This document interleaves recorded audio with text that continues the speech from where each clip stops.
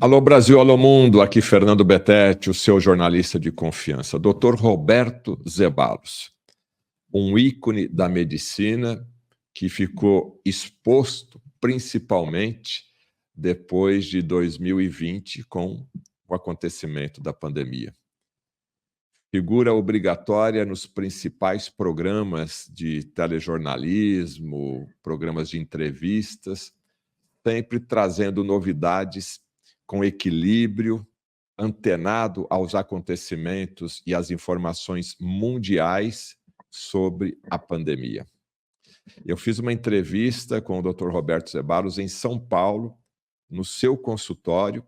A equipe do Fernando Betete esteve lá e nós fizemos uma super entrevista. Sabe por quê? Porque nós fizemos um grande resumo. O que mudou no mundo, o que mudou no olhar da medicina depois da pandemia da Covid-19. O que nós aprendemos? O que os profissionais de saúde aprenderam? O que deve vir por aí? O que vem pela frente? Qual é a conduta que deve ser seguida? Qual o papel do médico nesse enfrentamento? Porque não acabou ainda, não.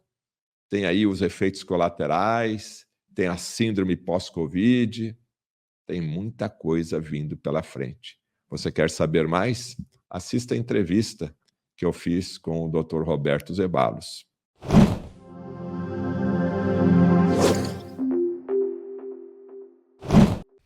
Olha a frase que o Dr. Roberto Zeballos falou aqui. Você tem influência na sua realidade. Você tem influência na sua realidade. Dr. Zeballos, eu aprendi uma palavra contigo que eu virei um grande divulgador dessa palavra, até por conta dos vários médicos e profissionais de saúde que eu entrevisto e também daquele episódio que você ajudou a salvar a vida da minha filha. A palavra se chama acolhimento. Eu aprendi essa palavra contigo. Então, apesar de todo o arsenal alopático, apesar de todo o arsenal de fitoterápicos, de medicamentos, de tecnologia que a medicina tem hoje, dar essa atenção para o paciente é fundamental para o médico e para o paciente. Eu queria que você explorasse um pouquinho mais esse assunto, porque, infelizmente, os seus colegas parecem que estão um pouco distantes dessa visão acolhedora, porque o paciente vem aqui frágil. Ele está perdido, o que eu faço da minha vida? Eu estou perdendo alguém ou estou muito doente? E às vezes você olha para ele, segura na mão dele, 50% da cura começa a acontecer ali mesmo, doutor? Quando tem a biologia de crença, que é uma ciência muito bem conhecida hoje. Dependendo do que você pensa, o Bruce Lipton, eu conheci ele pessoalmente, mas o que acontece? Quando você pensa, tem uma energia de pensamento. E se você dá a mão para o seu paciente e fala, nós temos esse desafio, mas temos soluções concretas, imediatamente ele já começa a acreditar na sua cura. Então, quer dizer, por isso que é muito importante a conexão, entender quem está na sua frente, porque aí entra uma outra variável que chama-se indivíduo. E dependendo do indivíduo que está na tua frente, você tem que ter uma abordagem, dependendo do outro. Ele vai, inclusive, com as características da personalidade desse indivíduo, você faz um diagnóstico. Se a mulher começa a falar que está com uma dor de cabeça que nenhum neurologista resolveu, falou da dor de cabeça 3 minutos e fala meia hora da sogra, ela tem que resolver o problema com a sogra.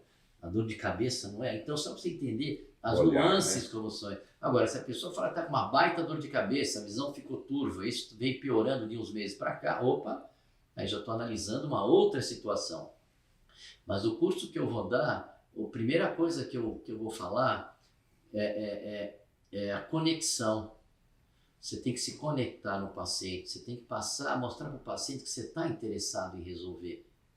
O que tem esse mecanismo disso ter viralizado dessa maneira que eu mandei do telefone de um paciente para um médico que era chefe da UTI do hospital?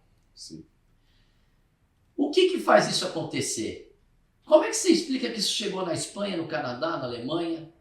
Como é que você explica isso? A explicação que eu dou é que tudo isso que viraliza é uma necessidade do inconsciente coletivo. É o inconsciente coletivo trabalhando quando tem uma viralização nesse porte, sem propaganda, sem nada.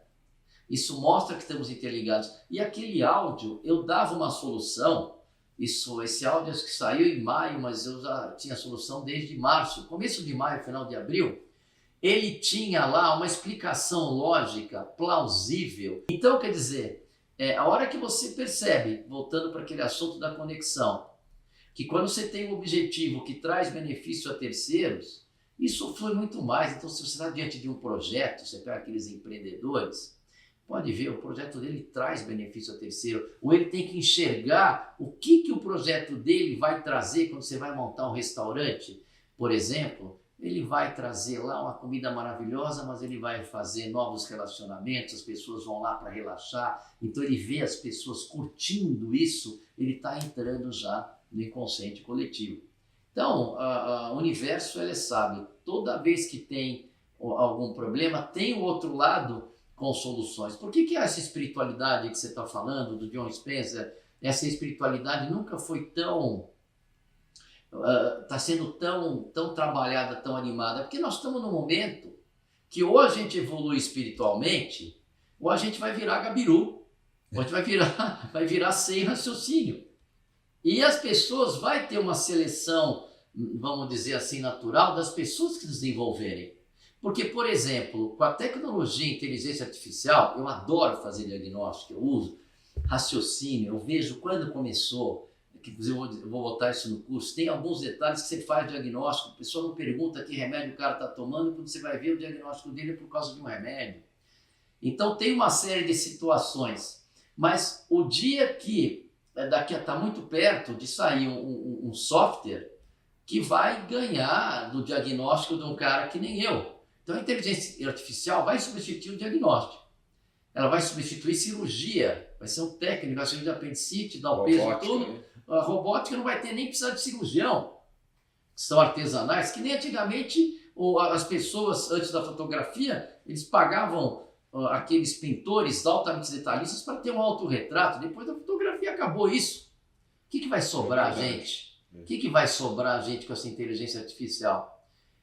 Vai sobrar aquilo que é muito importante. Eu há 37 anos vivendo aqui, vai sobrar o carinho, a atenção, a sintonia de cura.